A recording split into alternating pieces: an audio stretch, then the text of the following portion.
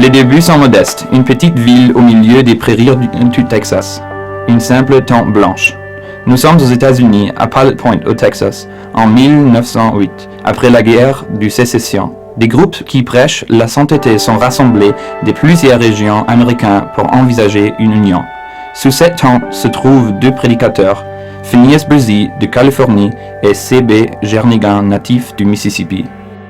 Bresee est un nordiste qui, pendant la guerre de sécession, accroche le drapeau américain à la chair quand il prêche. Son père spirituel officie aux funérailles d'Abraham Lincoln. Jernigan, sudiste, convaincu, est né d'un père soldat dans le camp sudiste et une mère qui tient tête aux troupes nordistes lorsqu'elles cherchent des vivres dans la ville.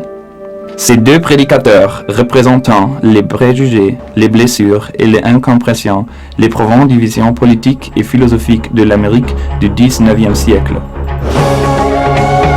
Et pourtant, quelques jours plus tard, ils joindront leurs forces en fusionnant leurs assemblées d'une église, l'église du Nazaréen. Spontanément, toutes les personnes présentes réagissent à cette décision en paradant autour de la tente chantant « Alléluia ». Ce symbole nazaréen demeure 100 ans plus tard. Pourquoi se sont-ils rapprochés? Fermement résolus à réaliser l'appel de Dieu à vivre d'une vie sainte, ils lui firent confiance pour surmonter tous les obstacles, bien que nombreux, ils devinrent un.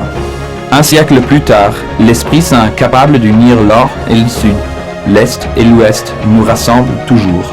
Aujourd'hui, nous célébrons 100 années de proclamation du message de la sainteté.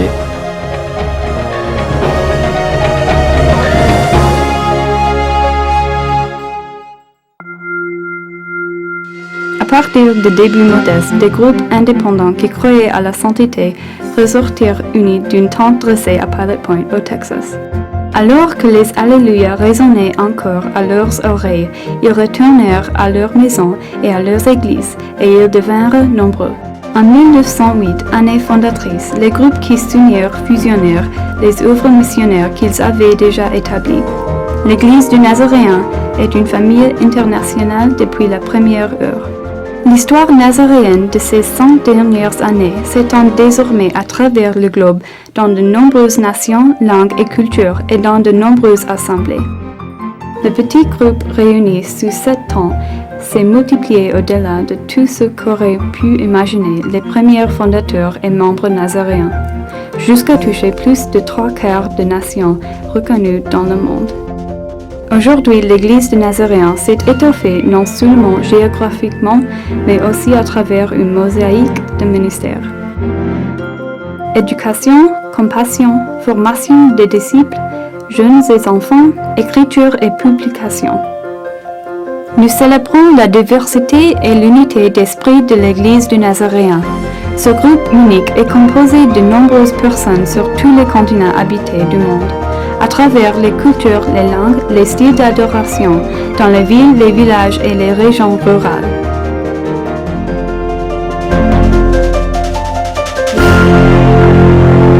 Qu'est-ce qui nous unit? Notre attachement à la vérité biblique et à la valeur essentielle. Ce qui nous unit est plus grand que ce qui nous divise. Nous sommes chrétiens engagés à servir notre Seigneur et Sauveur Jésus-Christ. Nous croyons à la sainteté engagée à mener une vie sainte et désirons vivre à l'image de Christ. Nous sommes missionnaires engagés dans une action spécifique, motivés par nos croyances. Notre message est indissociable de notre mission, faire des disciples à l'image de Christ dans les nations. Nous avons une mission passionnante, proclamer aux personnes égarées le message du salut et d'une vie sainte. Nous avions une mission de compassion, servir les démunis et les personnes marginalisées. Nous avons une mission globale, accueillir, inclure et nourrir. Et nous avons une mission continue, éduquer, former et faire des disciples. 100 années plus tard, la mission demeure centrale.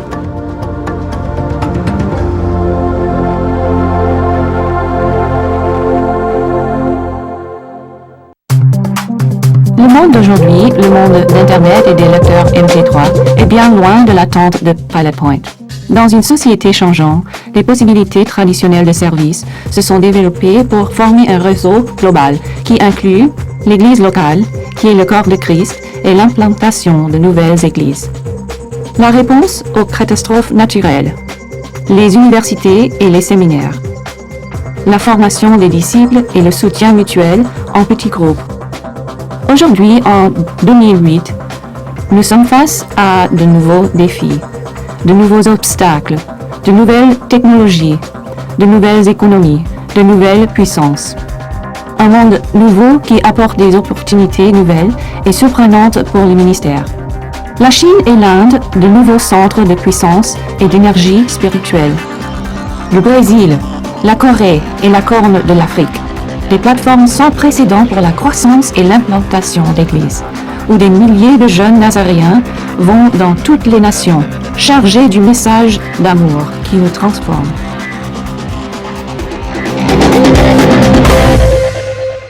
Cent ans plus tard et bien loin du monde de Pilot Point, nous avons désormais la capacité de franchir les barrières politiques et les murs culturels. Nous pouvons être présents dans les lieux cachés, les lieux où le nom du Christ ne peut pas entrer prononcé en public et où un culte d'église ne peut avoir publiquement. Nous pouvons porter le message de la sainteté même là-bas. Une nouvelle génération de leaders relève de nouveaux défis. Avec les cœurs engagés et les mains innovantes, ils travaillent avec une créativité exceptionnelle. Des Nazaréens guèrent un site web arabe dans un pays du Moyen-Orient pour envoyer le message de Jésus directement dans les foyers du monde de langue arabe. Les résultats spirituels sont extraordinaires. Des Nazaréens de Corée utilisent les arts martiaux afin d'entrer dans une région reculée de notre monde pour répandre l'évangile. Les disciples sont formés individuellement dans des lieux imaginables en 1908. En Irak, au Kazakhstan et dans des autres régions qui ne peuvent même pas être nommées. Des nombreux ministères, une foi, des nombreuses méthodes, une mission.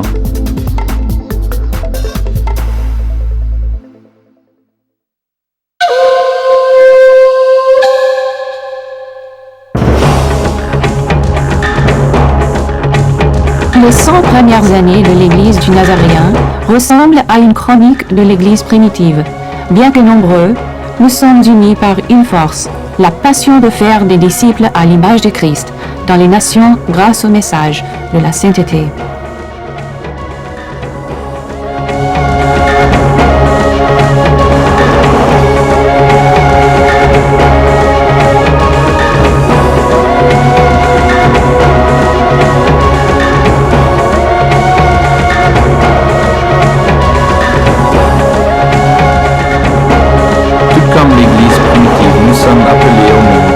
Nous sommes formés, nous sommes envoyés.